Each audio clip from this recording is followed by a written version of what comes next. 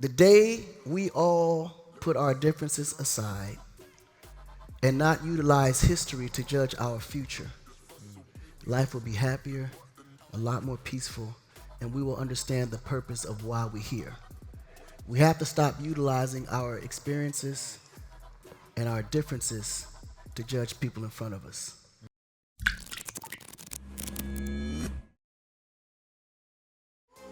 Good to see you, my brother.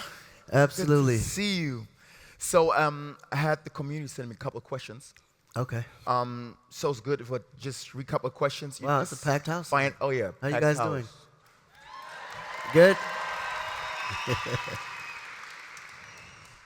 So when it comes to your career and business, you achieved so much, right? And as a start, I want to know, when it comes to achievement and success, what does it mean to you and how do you handle it? That's actually an interesting question. Because till this day, I don't know what success really is. Interesting. What do you mean by that? Well, the problem is everybody has their own definition of what success is to them. True. You know, success is just freedom. You know, Okay. being able to do what you want to do when you want to do it, being in a position to always be able to take care of your responsibilities, go everywhere in the world freely, take care of your family, and just live without no worries. Yeah. You know, and I think sometimes when you take a specific occupation, some occupations, no matter how successful you may be, it doesn't give you success, because if you don't have the freedom and happiness, then what is success, right? That's true. So,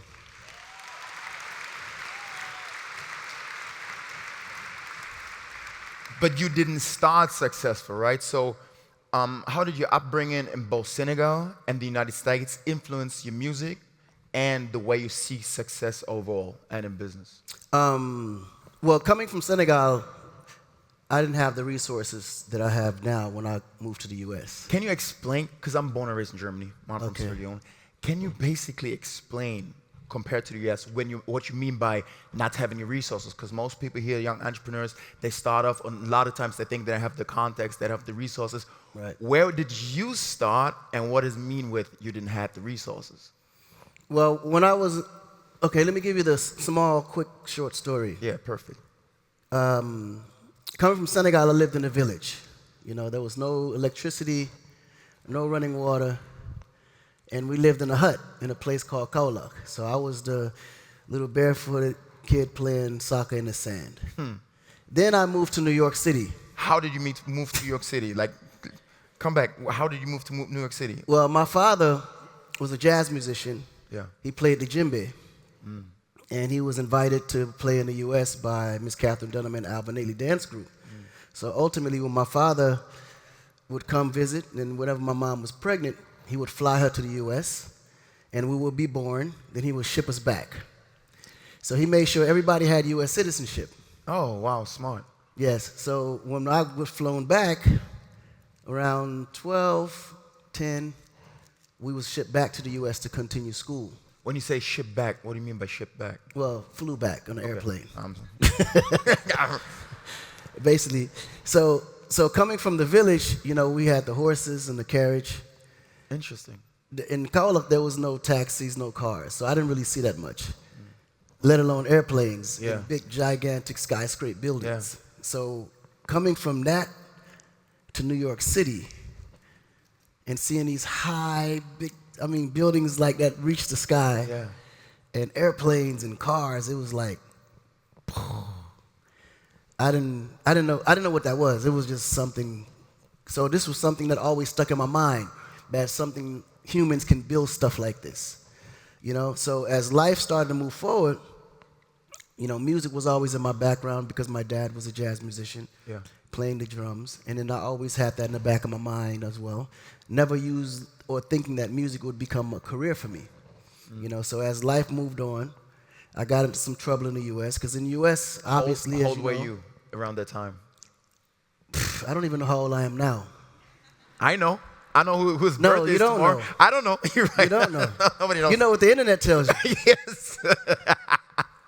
But the problem was, you know, coming from high school, in the U.S., there's always little crowds that you can choose to hang with. Yeah. And I just chose the in crowd. You know, because coming from Africa, you want to make friends. You know, Yeah, true. And the U.S. was very prejudiced. So the darker you was, the less people accepted you. So you had fights with bullies, you had fights with these kind of stuff, or how do we imagine that? Because most people live and grow up in a very kind of safe environment, Right. right? So the comparison is not there. When you say the dark, what do you mean by that? Like, what's the feeling like? How old were you? When you woke up, when you went to school, making friends? How did it feel like? Well, making friends, you had to almost have to, I don't know. For foreigners in the U.S. at that time, there was not really no friends to make. Oh, wow. Because nobody wanted to be attached to an African or Haitian or a Jamaican. Yeah. Anybody that's not from the United States, like even the Hispanics had it bad. You know, so I hung more around Hispanics when I was in New Jersey than I did Americans. But unfortunately, because of the fact that they would always make fun of me, and I didn't speak English very well, I was always angry, so I was fighting a lot. So ultimately, when you fight a lot, Americans respect that. They like fighters. That's why they always go into war. Yeah. So Almost. when you fight a lot, you make friends. Hey. So because I was fighting a lot, I made a lot of friends. They used to call me Ali, because Ali was short for one of my middle names. And ultimately, because I fought a lot, I made friends, but then the friends that I made was not the friends I was supposed to have. Yeah. You know? And then when you're around a lot of friends and you fight a lot, you gain a reputation, then before you know it, you start getting a lot of girlfriends. So Where you going? I started living the life. Yeah. So I realized that, you know, if I'm aggressive and if I attack situations, you know, very aggressively in the U.S., you move around faster. Yeah. You know, but at the same time, it put me in a position where I got into a lot of trouble, and that's how I ended up getting locked up. But when I got locked up, my life changed for me completely. This is interesting because, so you basically hit rock bottom. Well, that's the thing. I never hit rock bottom. That you never hit the ceiling, you never hit rock bottom? Yeah, because look, listen, like in the U.S., and I have to keep saying the U.S. because everywhere else I travel is not like the U.S. In the U.S., all the friends that I grew up with only had one parent. Either the mother was there and the father was in jail or locked up, or the father was there and the mother was on drugs or didn't want to take care of the kid and just went on to live her own life. Yeah. So there was a lot of single parenting going on in the United States. Yeah. Me, I had both parents. Wow. So I was blessed to have both parents. Man, God. And then we actually lived in a good neighborhood. The only problem with me as a child, the good neighborhood was very boring. You couldn't. So I always found myself in the ghetto because that's where it was fun. Yeah. But being in the ghetto, obviously, all the problems come with being in the ghetto. But it was fun. So, you know, so I found myself in the ghetto all the time, but yet I would walk all the way back to the good neighborhood where I lived. So it wasn't like I hit rock bottom. It's just I made the wrong decisions because I wanted to be accepted. So I put myself in a position. Deep. That was deep. Making the wrong decisions because you want to be accepted. How many of you have ever made the wrong decision because you wanted to be accepted? Wrong boyfriend, girlfriend, friends. That's everybody in the room, whether they accept it or not. The problem with life is that everybody wants to be accepted. Yeah. Everything that we do, all the way down to your first question of seeking for success, is to be accepted. You know, it's oftentimes you do it for yourself. You oftentimes are doing it for everybody else, but yourself.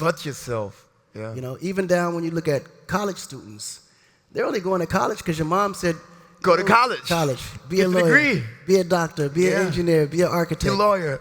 You know? But once you start to realize that success only comes when you're following your own dream, then it changes the game for you because, again, now it comes back to freedom again. Being able to do what your passion is and what you think that, you know, or what you love to do that doesn't feel like work. Yeah. Because most of the time, those are the people that become the biggest influencer in the world because these are the people that focus on what their personal passions are. And anything that you do all the time because you love to do it, you naturally become great at it because you do it all the time. Yeah. And anything that you're great at, people are going to pay you for that service. Yeah. So success comes from really doing what you love to do, because naturally when you do it, you're going to be great at it anyway, because you'll do it for free. It sounds amazing. I want to dig into your mind because you've been successful in so many fields, but I don't want to take away your story when you said you were basically locked up, and what happened there. And then I want to come back to the success part, right? What happened there? So how old were you?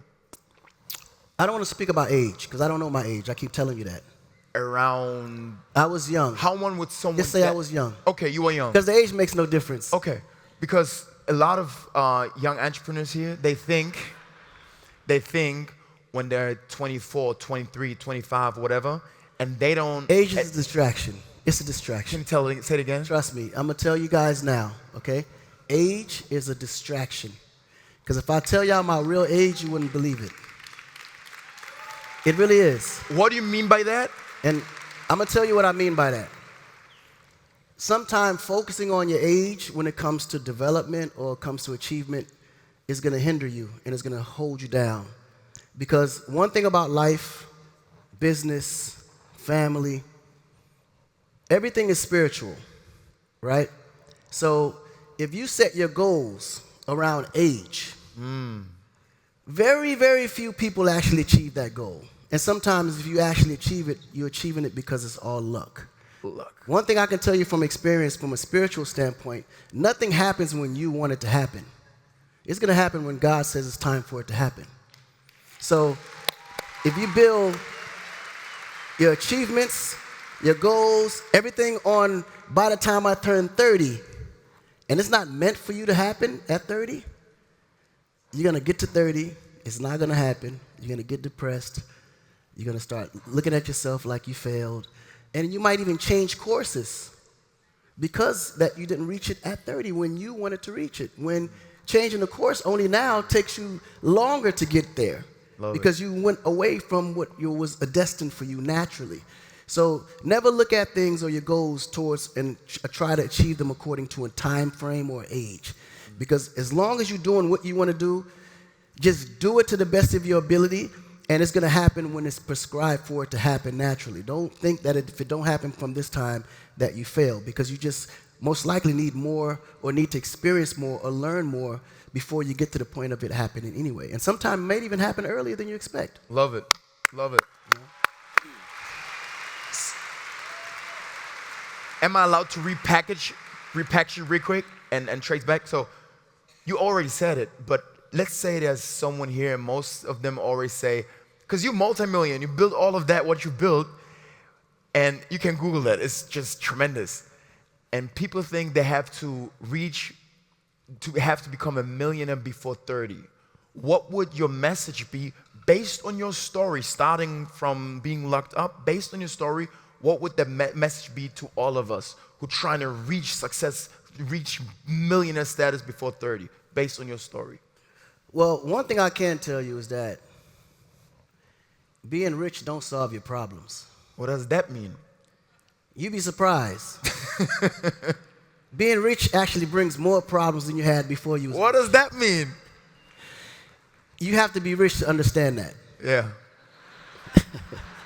So if you're going to make a goal to be rich enough to understand that. Because believe me when I tell you, when they say more money, more problems, it's the truest thing ever. Because it's not about you no more once you become rich. True. Very true. It's because you don't become rich by yourself. Yeah. And don't ever think that you did it by yourself or People think you that. were the reason why you're rich. You're not. It's the team that you put around you. I love that. It's the group of people that work on your behalf. While you're sleeping, they're working. You know?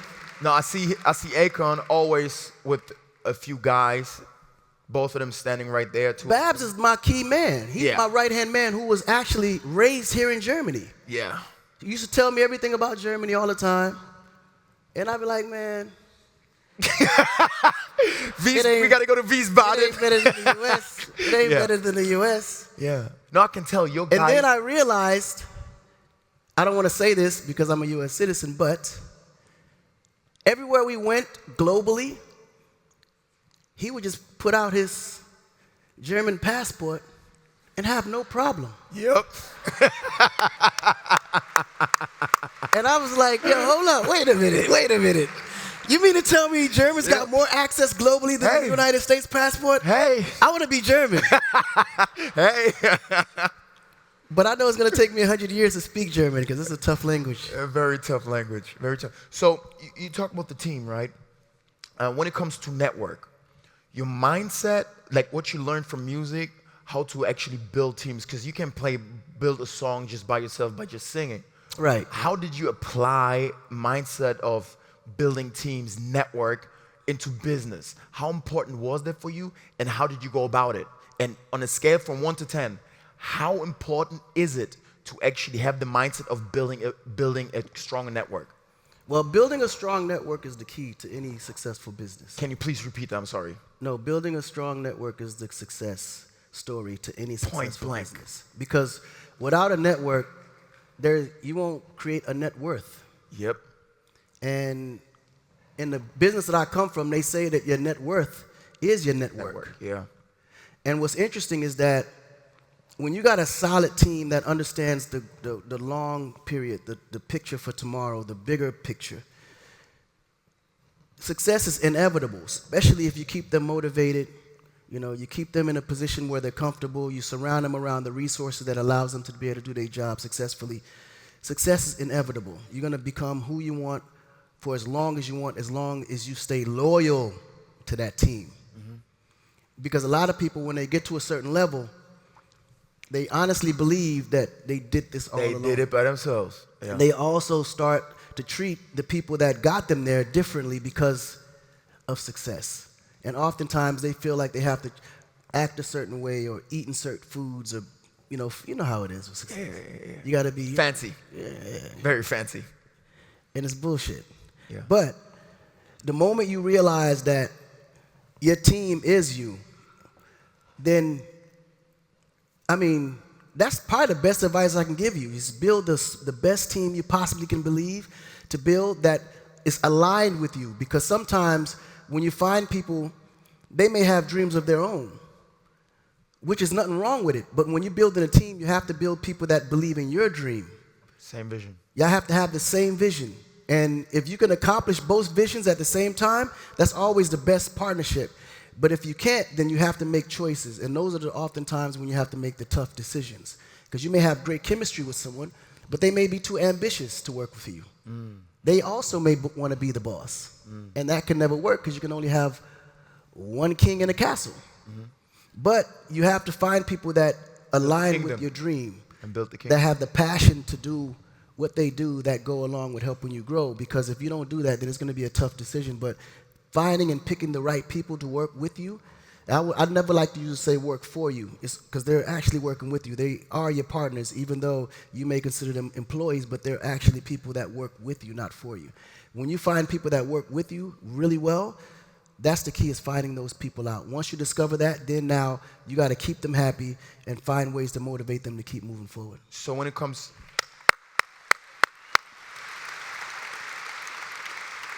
I'm happy you said so, because there's a lot of smart people in the room, and they kind of know it.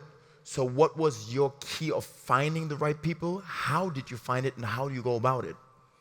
Well, and what's important? What do people do as a mistake to actually find the right people? I'm still making mistakes today. I see your team. You have a strong team. You have a strong network. I'm still making mistakes today. But what kind of things are people doing where you look at and you think, I would never do that? That's the thing. You never really know what you would never do until you do it and it doesn't work. You know, everything seems like a great idea until it's not. You're like, hey, why did I do that? Okay. You know, but with me, I have to sometimes look outside of myself and not make my own decisions. Sometimes. How do you do that? Just by, finding great advisors. So you do look for advisors? I don't look for them, but I can kind of identify if somebody is smarter than me. So once you identify someone smarter than you, how do you go about it? What do you do? You ask questions. Just keep asking questions until they charge you. Because consultancy is a price. There's a price to consultancy. 1,000,000,000%. Some people are just too dumb to realize that, so they'll just keep giving you answers as long as you keep asking questions. But then you catch up and be like, wait, hold on, man. You're making a lot of money for that information that I'm giving you. You need to start. But the key is information, as much information as possible, because most oftentimes we believe that we know what we don't know. And there's people that's been through the system or been through the situation with the experience to give you the right advice before you walk into it. Yeah. The key though, and I would advise a lot of people to follow their instincts, because your instincts is always right. But sometimes you may follow your instincts and it may not go the way you planned it, so you think your instinct was wrong. But the only problem was you didn't get enough information before following that instinct. Oh. So your instinct is right, but you have to also have the information to follow up on the instinct. Do we have a real story when it comes to that? Because it's basically, because I know you tell things based on your experience. Do you have an experience you can share where that was the case, where your instinct was right, but you didn't have enough information? Or vice versa? A lot of my information or instincts that I follow, that I'm learning from a lot, always end up getting me in trouble. Do you have a... And Babs is always like, I told you so. But so I try not to go back to those areas, because those areas always refuel new information again that creates brand new problems. So the key is when you go through something that didn't work out or created a situation that might have been bad for the business, you leave it there. Don't bring it back. What do you mean by bringing it back? So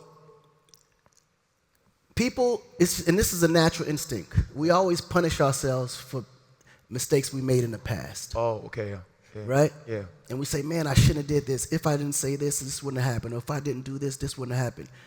It's happened at this point. There's nothing you can do about it. All you can do is lock it into your database and know that this situation can't happen again. But in order for it not to happen again, you have to leave it there. Don't continue to punish yourself over and over again. Okay. Now, because what that does, now you're walking on eggshells, afraid of making that mistake again. Yeah. So you would make a mistake or a decision to prevent that mistake, and that decision wasn't for you to move forward.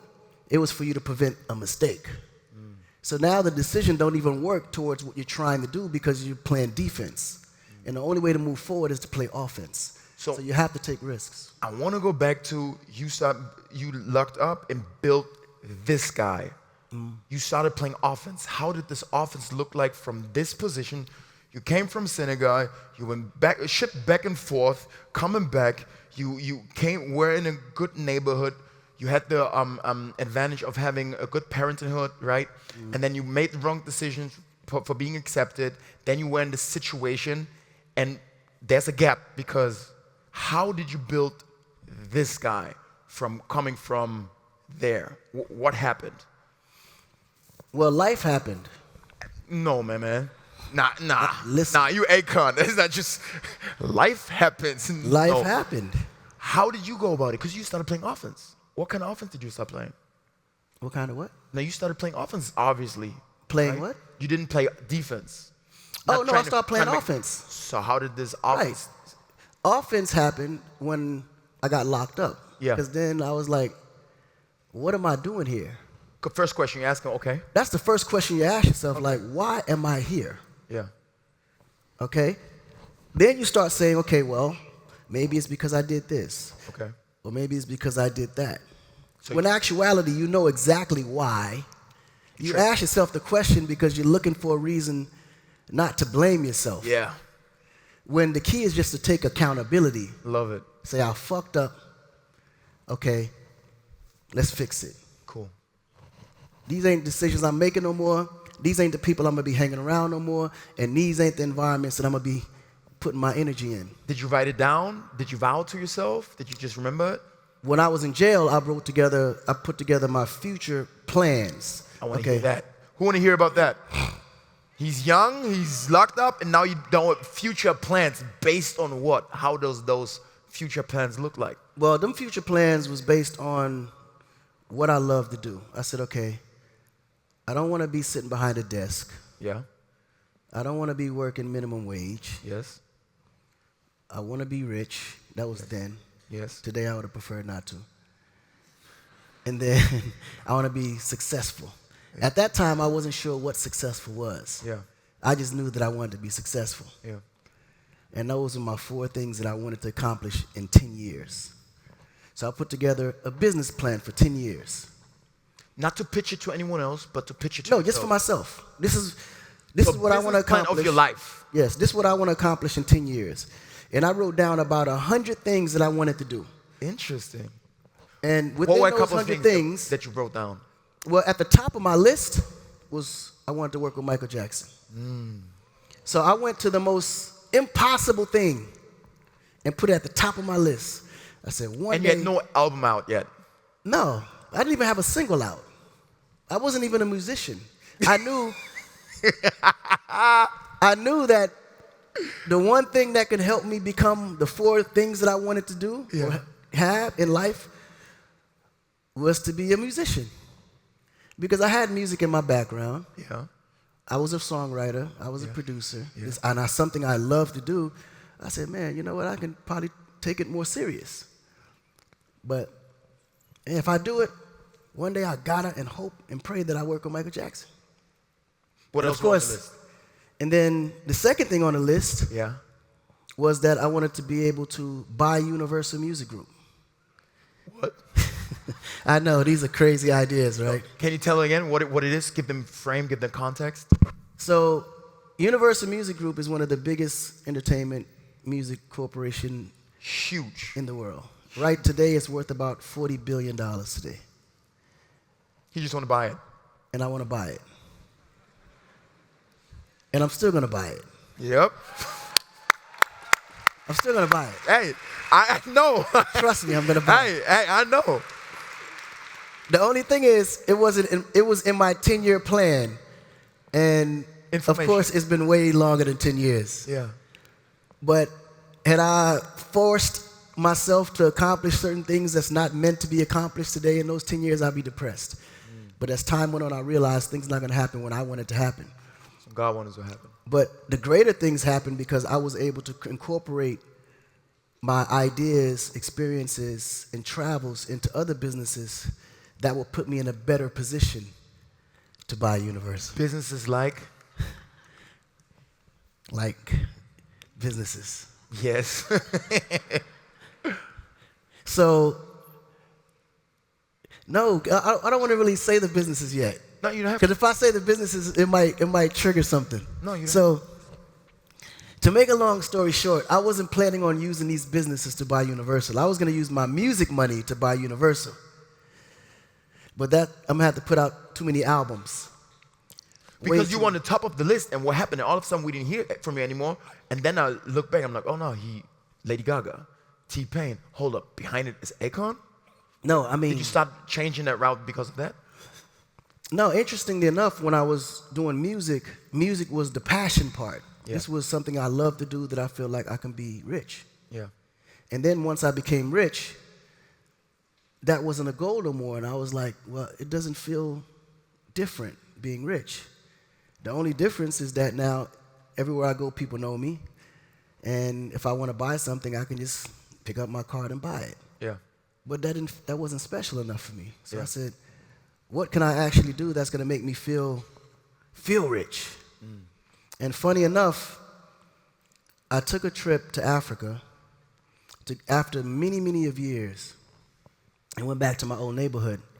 And when I got back to my old neighborhood, I went to go visit my grandmother and went to the same house that she still lives in till this day. And there still was no water and still was no electricity. And I said, Grandma, I want to give you some electricity at least. She's like, no. I said, well, you know what? I'm just going to buy you a brand new house in the city. She said, no, I don't want a new house. I have too many memories here. I said, well, listen, you're going to have to let me do something. Yeah. Because I can't leave this house the way I left it. Yep. And come back 20 years later still the same. Yep. Because I've experienced some things that you haven't experienced. Yeah. I said, well, at least just let me put electricity here. Yeah. She said, you know what, grandson, no problem. So that's how I got into the solar business, because when I went to go try to put electricity, we realized that there was no electricity grid in that area. So I went to visit my local president at the time, and I said, listen, what would it take for me to be able to put electricity in my grandmother's house? And he said, son, it's going to cost billions of dollars. I said, why? It's just electricity. Now listen. He said, well, the electricity grid don't reach that far. And it's in order for us to extend it, it's going to be billions of dollars. So I said, man, so what if I could help you raise the money to do it? $1 billion. He said, listen, if you can find someone that give you $1 billion to do it, I'll give you the contract, let's do it. So I said, great. I know some friends in Saudi Arabia. So I get on a plane, fly to Saudi. Network. Meet with a very good friend of mine who's part of the royal family. I said, listen, you know, my president's going to give me the contract if I can find someone that's going to put up $1 billion to build a power plant, you know, for Senegal. He said, really? He would give you the contract? I said, yes, he would give it to us. You could be my partner. Let's make it happen. Get to the family. Let's do it. He said, okay, cool. I said, but I need a document saying that you guys will be willing to do it, you know. He said, no problem. I get the document. Fly back to Senegal. Yes. Mr. President, you're not going to believe this. I think I found us $1 billion to build a power plant. I'm expecting the president to be happy. Yep. He's looking at me like, I said, you're not happy? He says, son, have a seat. I sit down. He said, unfortunately, this business that we're speaking is the type of business that create wars. He said, you're not going to understand it today, but you'll understand it tomorrow. I honestly never thought that you would be able to pull this off. I said, so what, I can't build the electricity? He said, unfortunately, if you can find any other source to bring electricity, I'll definitely give you the contract. So, of course, now I'm depressed. And I'm going to speed up the story. Yep. So I'm flying back to my grandmother, and I'm riding, and I see these side roads, and I see these guys selling these little lights with solar panels on it. I was like, what is that? Didn't know nothing about it before. I had nothing. Love it. He said, yeah, it's solar, you know, it gets from the sun. I said, wait, are you serious? Africa have plenty of sun. So if I can find something big enough, I said, they make this. He said, yeah. Channel that. He said, yeah, there's countries that's, you know, you go to certain places, they do this. And I was like, really? So I said, okay, let me put more research. Then I started doing research. And I said, okay, where can I find these solar panels? And it leads me to China. I find out that China spent billions and billions of dollars of solar for the investment in the United States, but couldn't use it because the U.S. put a 200% tax. So now China have all the supply of solar sitting in these factories that nobody's using. Love it. So I fly to China. Don't ask me why I'm going to all these places. Hey. I get to China, get to meet with the manufacturer. I said, listen, I'm from Africa. I'm looking for a solution of energy for Senegal. Perhaps as a partnership, because you have all these resources and you can't use them. I can use them, but I don't have the money. You can't use them, but you have the money. And the product. Sounds like a good partnership. So we put together a partnership. They gave me $1 billion credit line to start my solar project in Africa, beginning in Senegal. And my first place I did it was in my neighborhood in Kola, where my grandmother lived. Wow. And we was able to now use the solar project, which was Akon Lighting Africa, to supply solar energy in 16 countries in Africa. Whoa. Whoa. Yeah. Whoa. Yeah. Man, I wish, as you can see, we would have another half an hour. It's always inspiration to talk to you. I appreciate when 2016 you let me come in, you know, talk to you and all those kind of things. And you said some powerful things that I remember to this day and actually applied to my life that changed a lot of things for me. So that's what's up.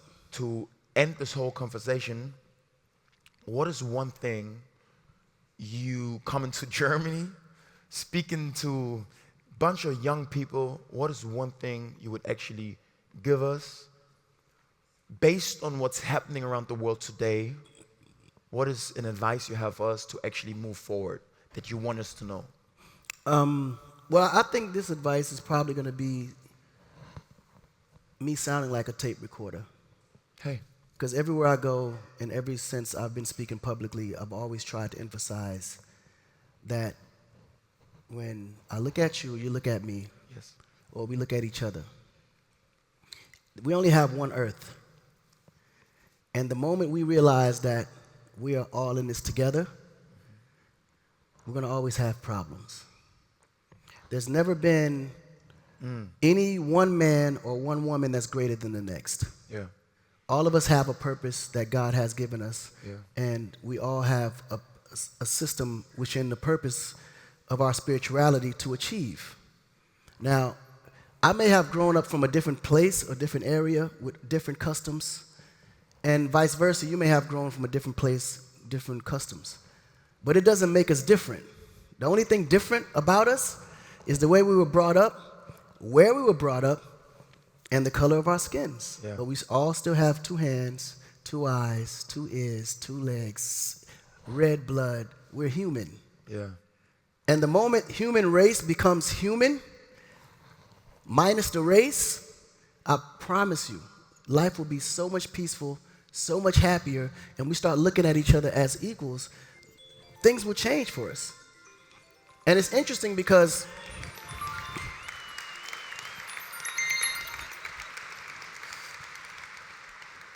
I want y'all to remember that ringer. That's actually my daughter calling me. That same ringer is in over billions of phones. And it always goes off when I'm saying something that's very important. It always cuts me off for some reason. And I always felt like that was a sign.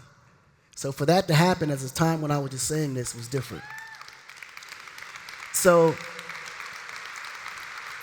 that ringer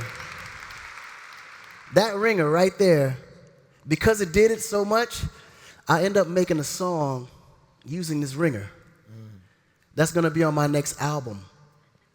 No, it's interesting, but when you hear the song, it will explain everything that I'm telling you right now.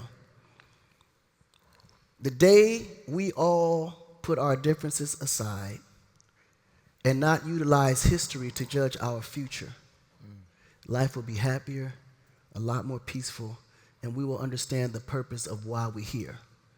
We have to stop utilizing our experiences and our differences to judge people in front of us. We are all God's creation. We are all here together. If I make a mistake, it affects you. If you make a mistake, it affects me.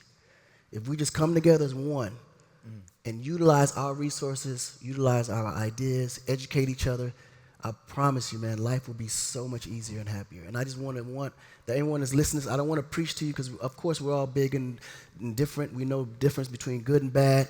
But let's just exercise unity just for once before we end up destroying the world. Man. Literally. Akon, so much. Before we end this, when is your album coming out? The album. Yeah. So I'm currently finishing the album as we speak today. I will be announcing the release date next month. Okay. But it will be coming out before the end of this year. We can't wait. Akon, ladies and gentlemen. Thank you so much. Riesenapplaus. Akon.